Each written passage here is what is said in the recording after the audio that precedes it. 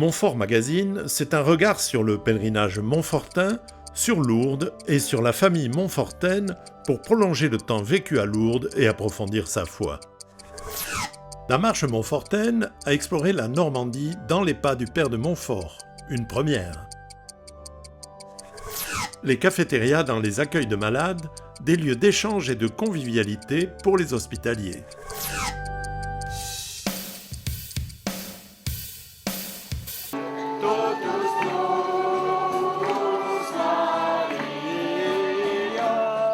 En ce mois de juillet, la marche montfortaine a posé ses chaussures en Normandie. Un programme riche sur les pas de Saint-Louis-Marie Grignon de Montfort, avec une belle surprise à la clé. On a commencé donc par arriver à Avranches, comme le père de Montfort arriva donc en 1714.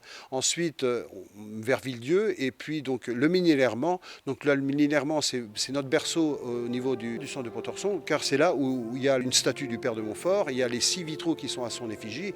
Et donc cette année 2025, on marque le 100e anniversaire de la pose de ces vitraux, parce qu'ils ont été faits en 1925. Donc effectivement, c'était une reconnaissance en passant par le Minilerment en 2025 de marquer cet anniversaire par une plaque qui a été bénite par Monseigneur Cador, évêque de Coutances-Avranches. Donc effectivement, c'est une marque de reconnaissance qu'on a apportée au Minilerment. Dieu bénisse cette plaque, ceux qui l'ont offert, les pèlerins qui sont venus aujourd'hui en ce lieu, et tous ceux et toutes celles qui continueront à marcher sur les traces de Saint Louis-Marie et de la bienheureuse Marie-Louise de Jésus. Au nom du Père et du Fils et du Saint-Esprit, que Dieu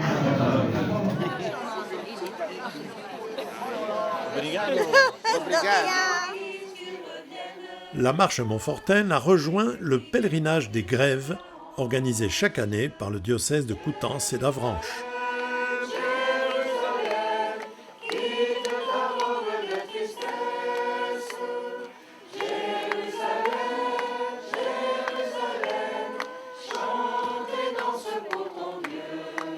La traversée du Mont-Saint-Michel, une première pour moi, je ne l'avais jamais fait, j'en rêvais depuis longtemps, mais la faire en groupe de pèlerins.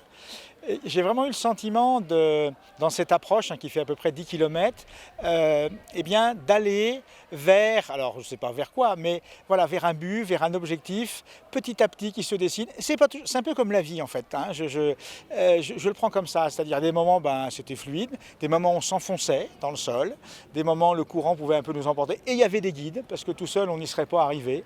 Donc pour moi c'est vraiment l'image de la vie avec des étapes qu'on se donne. Et puis quand on voit le mont qui arrive dans toute sa grandeur, dans toute sa splendeur. Et je dirais aussi que dans cette marche, au gré de nos pas, on est proche d'une personne, puis après d'une autre, et on discute. Et à un moment, je me suis trouvé à côté d'une pèlerine, d'une marcheuse, qui se trouvait un peu en difficulté dans la boue, dans la vase. Et de manière très spontanée, elle m'a pris la main. Et je l'ai aidé avec un grand plaisir. Et notre main ne s'est pas quittée tout de suite. On a bien été une vingtaine de minutes, tout en devisant comme ça. Et on s'est quitté la main au bout d'un moment. Et hier soir, on en a reparlé. Et elle m'a dit, j'ai gagné un frère. Et moi, je lui ai dit, t'étais comme ma sœur. Marcher, c'est bien sûr un exercice qui demande un peu de préparation. Mais la marche montfortaine, c'est aussi un temps de découverte de l'autre. Je me suis inscrite tout de suite parce que c'est très riche, cette marche. L'esprit montfortain, c'est très très riche, je trouve, dans ma foi. Mais aussi de connaître des gens qui partagent la même chose que nous, la foi. La Vierge, à travers la Vierge, pour aller chez Dieu. Ce que ça m'a apporté, c'est la rencontre. Moi, je dirais toutes ces rencontres qui nourrissent, avec simplicité, mais avec profondeur. Et d'autant plus qu'on avait la chance d'avoir des gens de cultures différentes. Portugal, Burundi, Madagascar, Inde. Et vraiment, le mot fraternité est vraiment pour moi celui qui traduit le mieux ce que j'ai vécu et je crois l'ensemble. Et vraiment, je pars avec des nouveaux frères et sœurs aujourd'hui. Arrivé au Mont-Saint-Michel, C'est au milieu des touristes que le groupe a rejoint l'abbatiale pour la messe. Le cadre déjà lui-même du Mont-Saint-Michel, c'est ça, la merveille, comme on peut dire, cette puissance, cette présence aussi, cette singularité, parce que c'est un monument, mais c'est aussi un lieu de prière, c'est un lieu d'histoire. Et pour les Montfortins, c'est surtout là où, à différentes reprises, Louis-Marie, alors qu'il était troublé dans son cœur et certainement dans sa vocation, est venu essayer de se déposer pour recevoir la force de l'Esprit Saint, mais aussi dans les combats qu'il rencontrait, la présence de l'archange Saint-Michel qu'il vénérait particulièrement.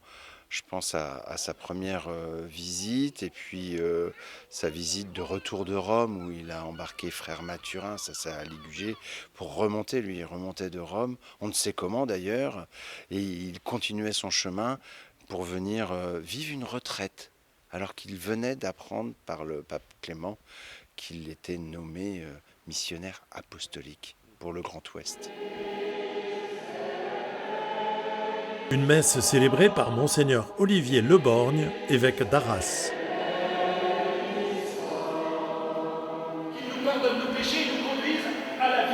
Découvrir Montfort sur le terrain, c'était une vraie expérience. Saint-Pompin, Notre-Dame des Ardiliers, au XXIe siècle, c'est pas la même chose que lorsqu'ils l'ont fait pour la première fois en 1716. Et vivre avec chaque branche de la famille Montfortaine présente, père et frère, fille de la sagesse, frère de Saint-Gabriel, avec les laïcs et les associés, un moment de profonde communion dans cet esprit montfortin de la simplicité, de l'inattendu de Dieu, de la divine providence et de la non-matérialité. Après un joyeux pique-nique, le Père Willy et sa troupe ont animé un concert sur les cantiques du Père de Montfort.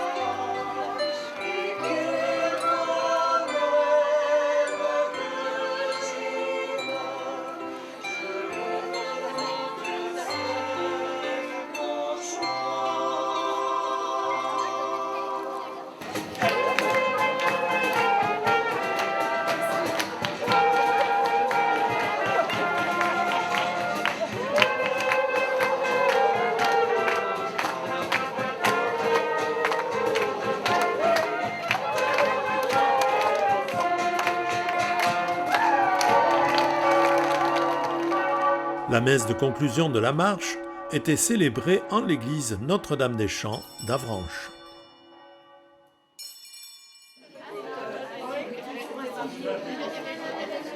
Le centre de Pontorson s'était mobilisé pour accueillir la marche montfortaine durant toute la semaine.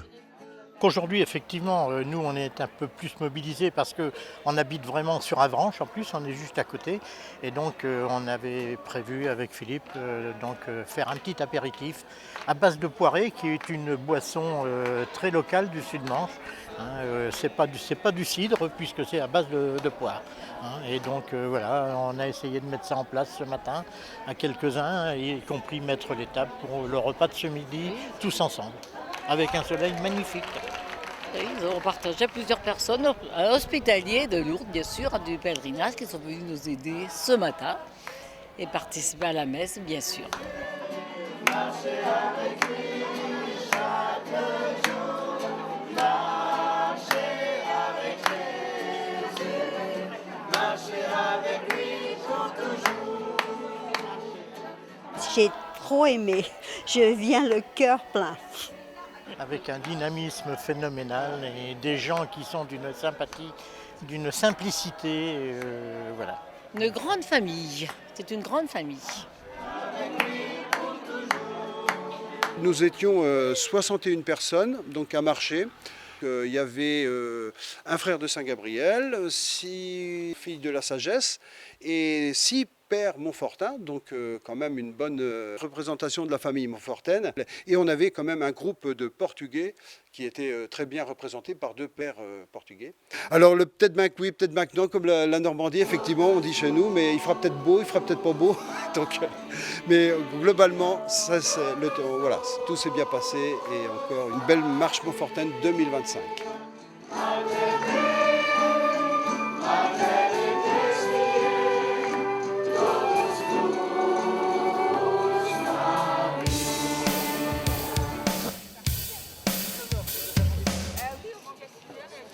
Le roulage des malades pendant le pèlerinage est une belle expérience d'hospitalité. Les pèlerins malades sont accompagnés avec beaucoup de dévouement par les hospitaliers. Et dans les 2 accueils de malades, le pèlerinage met en place une cafétéria qui permet aux hospitaliers rouleurs de se détendre après leur service. Alors moi, ma mission, c'est de faire plaisir aux gens, aux personnes qui viennent nous voir. Là. Moi, je suis à la cafétéria, voilà, et je suis très heureuse d'être là et d'accueillir vraiment les pèlerins. Ils sont vraiment heureux de prendre leur petit café chocolat et on les réchauffe un petit peu comme ça, et voilà. La cafétéria, c'est le point central pour les rouleurs, et pas seulement pour les rouleurs, mais pour, là ici on a les gens de la carte de circulation, et aussi tous les personnels qui travaillent à l'intérieur de l'accueil, qui quand ils ont un temps de pause, peuvent descendre ici et côtoyer les autres. Et non, c'est un endroit très important pour la convivialité, le partage, et puis boire un petit café, manger un petit gâteau, c'est quand même appréciable. Voilà. Avec un peu d'eau. Ils sont très heureux d'être avec nous et puis c'est un lieu que on leur apporte beaucoup de choses, si vous voulez. On veut donner beaucoup de soi-même pour leur donner un confort et voilà, ça leur fait du bien. Moi, j'ai besoin de donner, j'ai besoin de faire plaisir et donner de moi-même. Je donne beaucoup et je reçois beaucoup aussi. On donne de soi-même, mais on reçoit quand même beaucoup des autres. Le café est bon, le café est excellent et le sourire est superbe. Ouais.